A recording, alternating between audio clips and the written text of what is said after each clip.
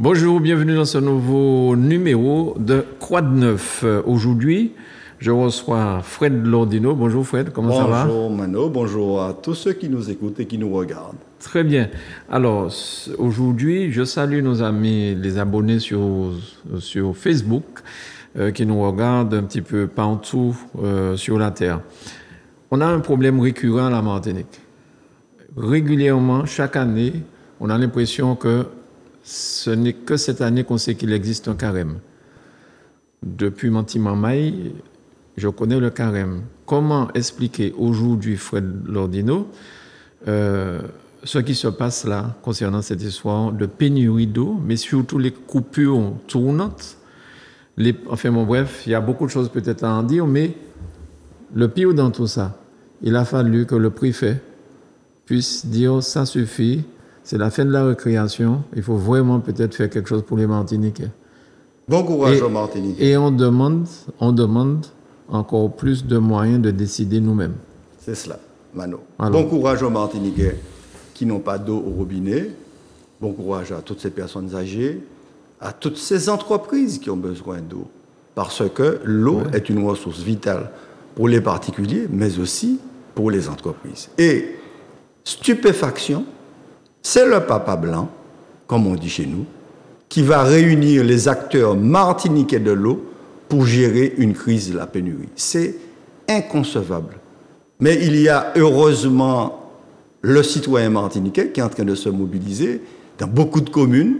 J'ai vu que mercredi prochain, à Batelière, à 18h, les Chelchérois vont se réunir avec d'autres personnes pour débattre, pour échanger, pour tenter de clarifier, mais surtout de faire pression sur les acteurs locaux qui gèrent l'eau. C'est une compétence martiniquaise historique.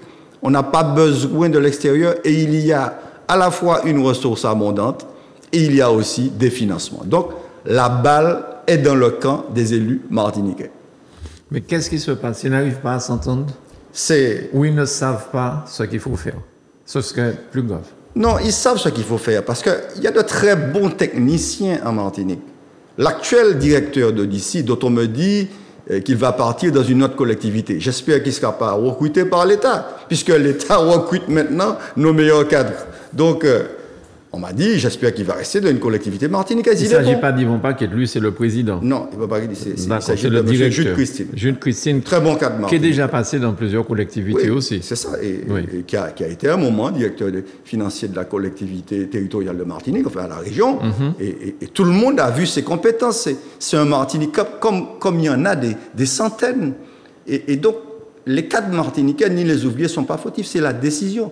Lorsque vous avez un président d'une communauté d'agglomération qui a une attitude totalement irresponsable, je le dis ici parce que c'est la réalité, le président de Cap-Nord a une attitude irresponsable. Quand il dit qu'il ne veut pas qu'il y ait une interconnexion entre le Nord-Caraïbe et la CACEM, mais il ne sait pas qu'il faut de l'eau dans les établissements d'hébergement des personnes âgées. Il ne sait pas que Saint-Paul, la clinique Saint-Paul, qui a des opérations qui sont retardées, mais il est au courant de tout ça. Est-ce qu'il a un compte politique à régler avec M. Paquet? Il dit, mais c'est chahier de l'eau en poignée. Oui, on sait que le réseau n'est pas performant à Odyssey. Là, il y a des problèmes de fond, on pourra échanger dessus. Oui. Mais il faut absolument réaliser l'interconnexion des réseaux. Alors, c'est quoi cette interconnexion qui ne veut pas qu'il soit réalisée? Si tu peux expliquer aux téléspectateurs, parce que je ne pense pas qu'ils soient au courant.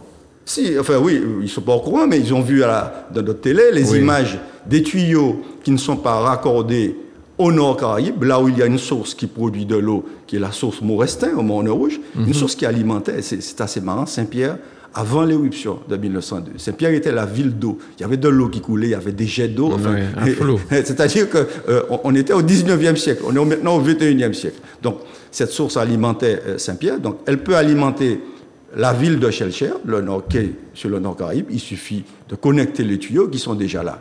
Et j'ai cru comprendre que le président de Cap-Nord s'y oppose au prétexte que le réseau de Odyssey serait pourri. Donc, il dit, je ne donne pas de l'eau parce que vous allez gaspiller l'eau, mais la clinique Saint-Paul, les établissements hospitaliers n'ont pas d'eau. Mais c'est complètement aberrant. Donc, il faut aujourd'hui réaliser une interconnexion de tous les réseaux, environ 3400 km de tuyaux qu'il faut réparer, faire un programme pluriannuel, et puis faire que l'eau coule dans les robinets. Alors si maintenant il nous faut gérer la pénurie, gérons-la en Martiniquais responsables et organisons avec Internet, avec les smartphones, et informons la population en attendant que les choses aillent mieux. Mais oui. J'ai pu comprendre à un moment donné que les patrons des EPCI s'étaient rencontrés avec le président de la CTM. Et depuis, qu'est-ce que ça a donné, cette histoire? Alors voilà, c'est ça qui est assez extraordinaire, pour ne pas dire autre chose. J'ai vu un appel de M. le maire du Lamentin, président de Bâtir, qui appelait justement à la concertation. Il l'a fait la semaine dernière. Mais heureusement, ou hélas, c'est le préfet qui fait la concertation. Mais il ne faut pas oublier que le président de l'Office de l'eau, c'est le président de l'Assemblée de Martinique. C'est-à-dire M. Salibert. C'est lui qui aurait dû organiser cette concertation avec les techniciens de l'Office de l'eau. Et de manière assez incompréhensible, vous avez une bataille entre les communautés d'agglomération Cap-Nord, CACEM et Espace Sud. Dans quel but? C'est quoi le but? Histoire élection à venir? Je pense que ce sont des guerres de pouvoir. Parce que derrière, il y a cette question de l'autorité unique de l'eau qu'il faut faire. Mais en attendant, il faut faire des choses, il faut réparer le réseau, l'interconnecter, il faut régler surtout la question du patrimoine. Aujourd'hui, la ville de Fort-de-France, qui n'a pas de compétences en matière d'eau, gère des réseaux d'eau, des tuyaux, des réservoirs d'eau. Ça fait 20 ans qu'on a créé Odyssey, et maintenant, il faut qu'Odyssey reconnaisse, et le président Yvon Paquette, que l'objectif n'a pas été atteint, qu'il en tire les conséquences, qu'il passe la main, je le dis, sans animosité, sans rien, et que l'ACACEM, qui est établissement public de coopération intercommunale, reprenne le patrimoine et fasse avec l'ODE un projet sur les infrastructures de l'eau. Ça, on sait ce qu'il faut faire. Maintenant, il faut recruter des ingénieurs martiniquais, il faut voir comment on mobilise tous les financements, et on avance ensemble, sans guerre de pouvoir. Les gens qui vous disent qu'ils veulent faire une autorité unique ne nous disent pas ce qu'il faut faire pour préparer cette autorité unique. Quels sont les travaux préparatoires à faire? Vous n'avez pas la solution. Et vous avez un président de communauté qui vient, qui se réunit, qui fait un article, une pleine page de France Antilles. En parlant de ça, il y a un très bon article dans le journal France Antilles d'aujourd'hui sur la question de l'eau qui donne quelques informations fondamentales que tout Martiniquais devrait regarder. Et là, il faut décider d'un cap. Qu'est-ce qu'on fait avec l'argent dont nous disposons? Alors, aujourd'hui, le président de la CTM, M. Serge Letchimy, doit rencontrer M. Azéo. Et demain, semble-t-il, il doit rencontrer le président du Sud. C'est assez marrant parce qu'il me semble que M. Azéo est élu sur la même liste que le président Letchimy. Il me semble. Hein, donc, il me semble qu'il doit siéger à l'Assemblée de Martinique. Donc, maintenant, qu'on me dise qu'il y a un rendez-vous qui soit pris, mais ils pouvaient le faire pendant la semaine des jours fériés aussi, hein, pour prendre les décisions et présenter leurs décisions que les techniciens mettraient en forme ce lundi matin. Tout ça, c'est un peu du cinéma. La question maintenant, c'est que les citoyens, devant la mobilisation des citoyens, les élus martiniquais décident de se mettre sérieusement au travail, et là, c'est une bonne chose. Alors, il y a quelques années, quand M. Marie-Jeanne était au pouvoir, il y a eu le gros problème avec la casse qu'il y avait au Lorrain. On pouvait comprendre à ce moment-là que certaines communes n'avaient pas d'eau, singulièrement le Sud. Aujourd'hui, le Sud a de l'eau. Les gens du Sud ont de l'eau. Ils ont peut-être un peu moins de pression, des choses comme ça, mais ils ont de l'eau. Et Saint-Joseph, avec Rivière-Blanche à côté, n'a pas d'eau. Comment on peut expliquer ça au maire de Saint-Joseph qui, aujourd'hui, manifeste à côté de la Soupamar pour demander à régler toute cette histoire-là parce que les Martiniquais, comme tu l'as dit, des enfants, l'école, les hôpitaux, il y a une EHPAD, il y a un EHPAD, je crois, À Saint-Joseph. Oui, à Chelcher, oui. À Saint-Joseph aussi, oui, je crois. Aussi, oui. Donc, comment on peut expliquer ça? Jusqu'à maintenant, j'ai pas encore eu les gens de la Sopamar, ni du maire, mais nous allons essayer d'éclaircir ça. Les Martiniquais qui nous écoutent, qui nous regardent, mais au-delà même, qui vivent ce moment-là. Le matin, vous vous réveillez, vous n'avez pas d'eau pour vous baigner, vous devez aller au travail, ou le soir, vous n'avez pas d'eau. Alors qu'il y a de la ressource, qu'est-ce qui se passe, M. Lordino? Il y a cette défaillance, hein, il faut le dire, hélas, de nos élus. Parce que, bon, quand on a pris 10 ans pour mettre 100 mètres de tuyaux à Séguineau, au prétexte qu'on ne voulait pas verser des sommes à un propriétaire au motif qu'il était béqué, c'est ridicule. Aujourd'hui, vous devez indemniser la ville de Fort-de-France. Si elle n'a pas les moyens, eh bien, qu'elle fasse un accord avec la collectivité territoriale de Martinique qui va indemniser les gens. On peut trouver un système, la collectivité vend des terrains. Mais c'est la question de la proximité de la ressource avec le consommateur. Plus le consommateur est proche de la ressource, moins il y a des frais pour lui emmener l'eau. Et oui, c'est assez. Je comprends la colère de Yann Monplaisir, maire de Saint-Joseph. Il dit... à Saint-Joseph, au Gros-Monde, c'est là où il y a l'eau, hein, en Martinique, la lézarde. Bon, et il y a la capote aussi dans le nord, mais l'eau est concentrée sur 4 communes aujourd'hui, l'eau qu'on prélève. Il dit, mais c'est pas normal. L'eau a sorti Bocaino, et puis pour mon Saint-Joseph, pas ni de l'eau. Donc, là, c'est logique, c'est du bon sens. Donc, il faut aujourd'hui augmenter le prélèvement, mais par exemple à la capote. Là, j'entends dire que dans l'usine de Vivet, on va reporter des travaux pendant l'hivernage parce qu'on ne peut pas les faire pendant le carême. Mais ça fait des années qu'il faut faire ces travaux pour pouvoir augmenter. C'est une usine de très bonne qualité, hein, qui est performante. On peut augmenter encore le volume d'eau, mais c'est toujours la question. Mais pourquoi ces travaux ont été faits ces jours-ci, là, pendant le carême? Enfin, je ne sais pas, j'ai trouvé ça un petit peu bizarre. Oui, c'est assez incongru que la raison donnée par la CTM, qui est propriétaire de l'usine de Vivet, c'est de dire je ne peux pas faire les travaux maintenant. C'est un peu logique pour le carême, mais il y avait des années avant. Qu'est-ce qu'on faisait pendant ces années? Les problèmes étaient là, récurrents. Il faut aujourd'hui, Mano, voir toutes. Il ne faut pas hésiter à regarder toutes les solutions, y compris celles, je sais que je vais peut-être soulever un niveau polémique. L'un des plus gros clients d'Odyssey, c'est la Sara. Hein, mais la Sara utilise de l'eau, une industrie, de l'eau potable pour refroidir des machines, une raffinerie. C'est pas logique. Mais ils voulaient à un moment utiliser de l'eau de mer. Exactement. Ils ont un projet de construction d'une usine de dessalement de l'eau de mer. Eh bien, moi, je dis, il faut qu'on voit, qu'on prenne langue qu'on discute avec les dirigeants de la Sara pour voir combien ça va coûter et si la collectivité ne peut pas participer au financement de cette usine sur des fonds européens, même si c'est une perte pour Odyssey. Mais on ne peut pas en Martinique utiliser de l'eau potable pour faire fonctionner des industries qui n'en ont pas besoin. Ça, c'est quelque chose que tous les pays font dans le monde entier. Et l'eau potable qui n'est pas utilisée par la Sara, eh bien, elle sera à la disposition des citoyens. Il y a un autre problème, c'est celui de l'assainissement, bien sûr, mais celui des retenues collinaires. Parce il faut parler de l'eau d'irrigation. Sur les marchés, il manque beaucoup de produits. Là, j'étais sur les marchés samedi et dimanche et j'ai vu. Mais pourquoi on ne travaille pas sur l'eau d'irrigation au Nord Caraïbe où il y a de l'eau abondante? Pourquoi il n'y a pas un réseau d'irrigation performant? Qu'est-ce qu'il fait, le président de Cap-Nord? Pourquoi aujourd'hui les agriculteurs de Rivière-Salée disent que le réseau d'irrigation n'est pas raccordé? Pourquoi il n'y a pas des retenues collinaires comme on connaissait au Gros-Monde, à Sainte-Marie, en bois? Quand nous étions jeunes, nous étions montés en bois, on a changé ça. On était fascinés par ces genres de mentales-là. Mais nous pouvons faire. Question, c'est que, est-ce que nous nions la volonté d'y faire? C'est ça. Mais ça donne aussi un peu l'impression que ceux qui sont aux responsabilités sont dépassés, peut-être parce qu'ils sont pris par tellement de choses. Ils ont peut-être trop de charges. Pourquoi? Mais je ne sais pas.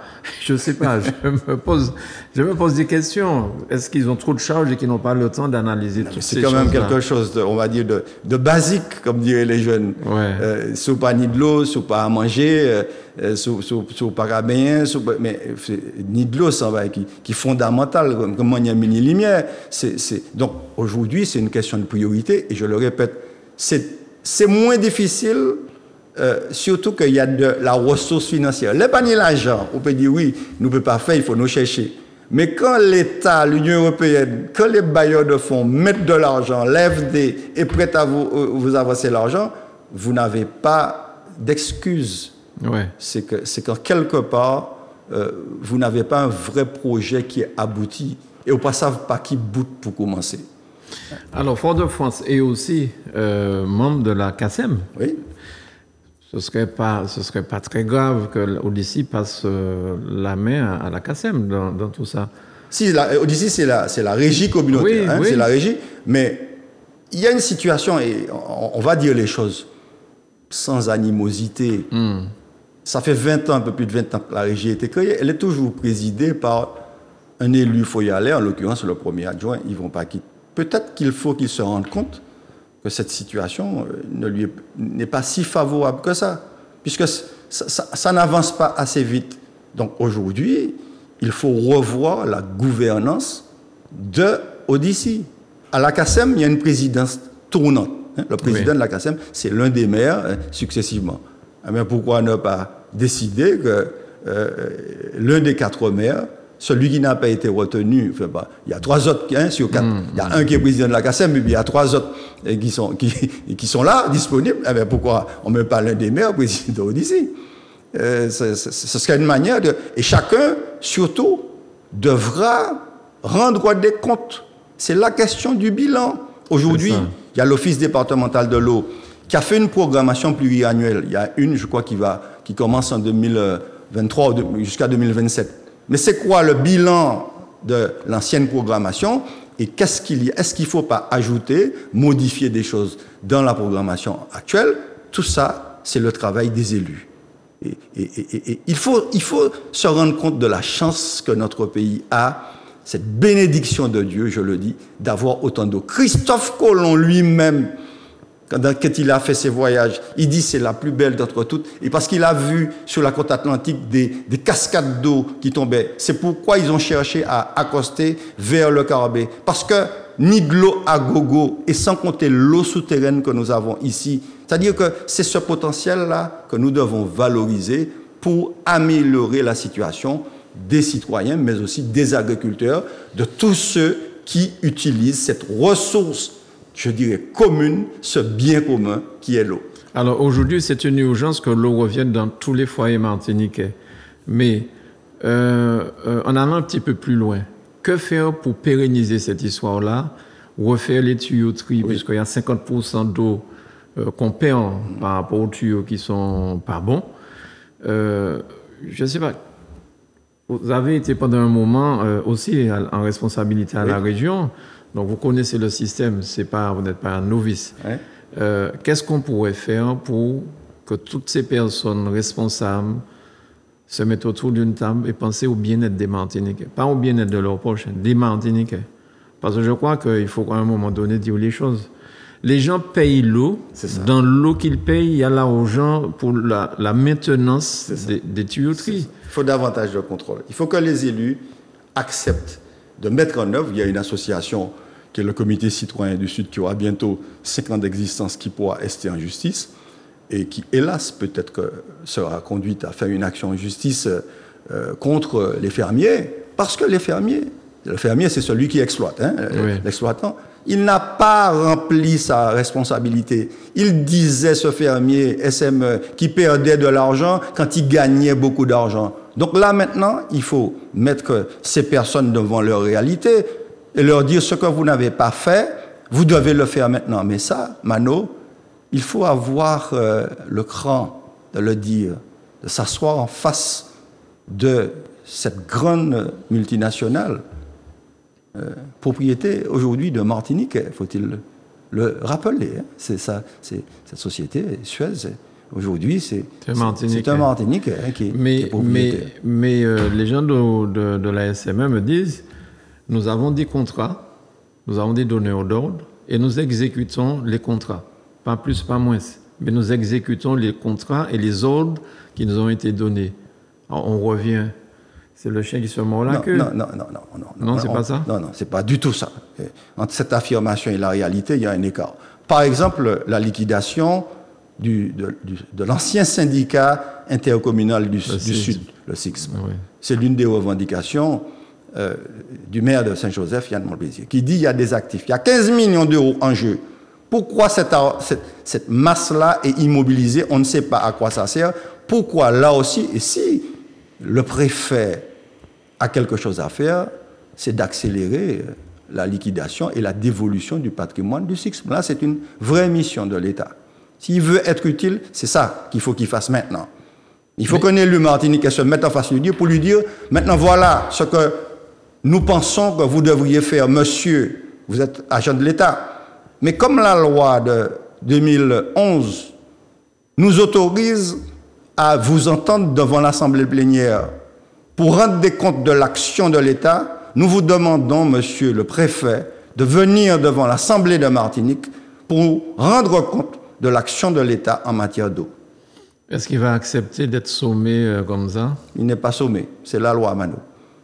Donc, mais dans toute la politique, c'est un rapport de force. Nous devons savoir ce que nous voulons pour notre pays et nous-mêmes.